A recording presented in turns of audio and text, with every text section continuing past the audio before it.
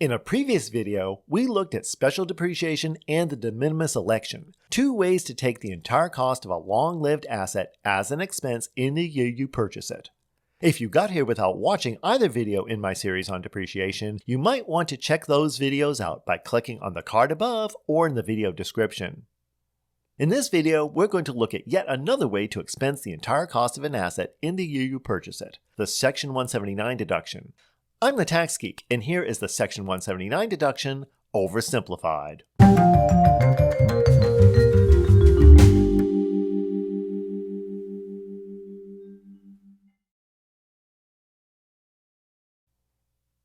The Section 179 deduction has been a permanent part of the tax code since 1958. The original deduction was limited to just $2,000 or $4,000 for married couples filing jointly. This is roughly equivalent to $20,000 to $40,000 2022 dollars.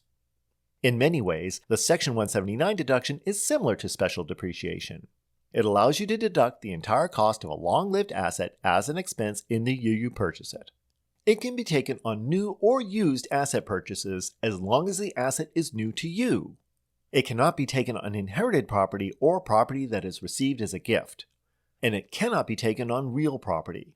But there are three main differences. First, the deduction is limited. In 2022, that limitation is $1,080,000. This limit can be further reduced by two other limitations, the asset investment limitation and the business income limitation. Let's look at the asset investment limitation first. Once your total asset purchases, or asset investment, reaches $2.7 million, that $1,080,000 deduction limit is reduced by $1 for each additional dollar invested in business assets. Once total asset investment exceeds $3,780,000, the deduction is no longer available.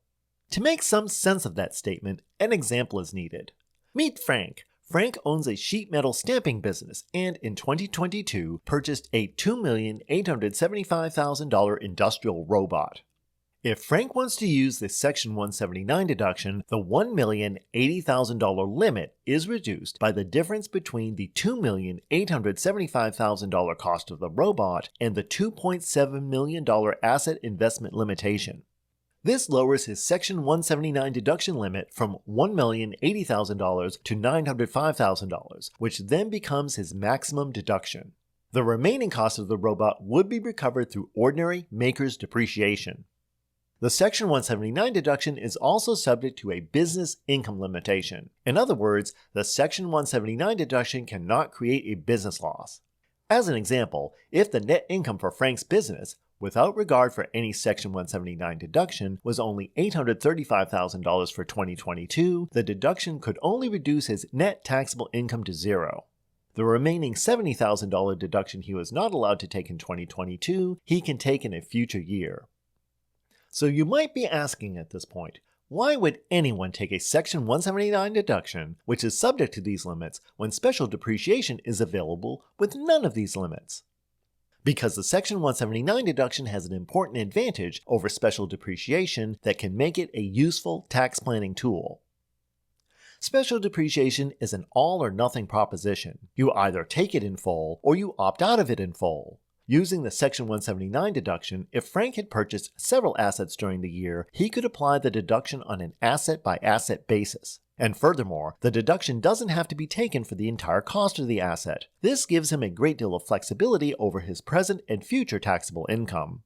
Going back to the example, let's suppose instead that Frank's net income was $1,475,000, again without regard to either special depreciation or the Section 179 deduction.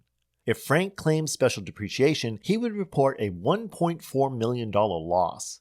If Frank were to seek financing for his business, lenders or other financial backers would not look kindly upon that loss when deciding whether to give Frank financing for his business. If Frank were instead to take a $600,000 Section 179 deduction on the robot and elect to depreciate the remaining $2,275,000 basis using ordinary makers, he would still show a healthy $875,000 net income to potential financial backers. And since Frank expects the robot to dramatically increase his business's productivity, resulting in higher future income, he could reduce the tax bite on that income by taking annual depreciation in the later years. If instead Frank had the goal to pay the least amount of tax in 2022, taking special depreciation would allow him to do just that. The loss created by special depreciation could be used to offset other income Frank might have in 2022, and any remaining loss could be carried forward to 2023 and beyond. The Section 179 deduction is reported on Part 1 of Form 4562. The overall maximum limit of $1,080,000 is entered on line 1. The total cost of all the assets Frank purchased during the year is placed on line 2. The annual investment cost limitation for 2022 is entered on line 3.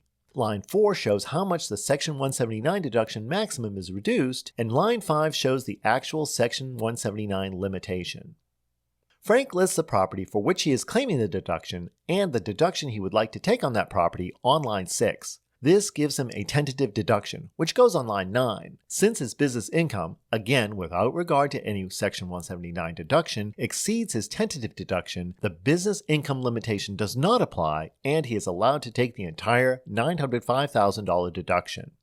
If Frank's business income were only $835,000, his Section 179 deduction would be limited to that amount, and any remaining deduction would be carried forward to 2023. This amount would show up on line 10 of Frank's 2023 Form 4562. Here's a chart comparing the differences between special depreciation and the Section 179 deduction. You can take a moment to pause the video to review it. If you're in business for yourself, a familiarity with all the forms of depreciation can be an important tool for both business and personal financial planning. If you'd like to know more than the basic overview given in this video, additional information and resources can be found in the video description. If you found this video informative, please give the video a thumbs up and share it with anyone who would find it useful. Subscribing to the channel and tapping the bell gives you immediate access to future Tax Geek videos. And of course, your questions, comments, and suggestions are always welcome in the comment space below. Thanks for watching, and I'll be back soon with more of your taxes oversimplified.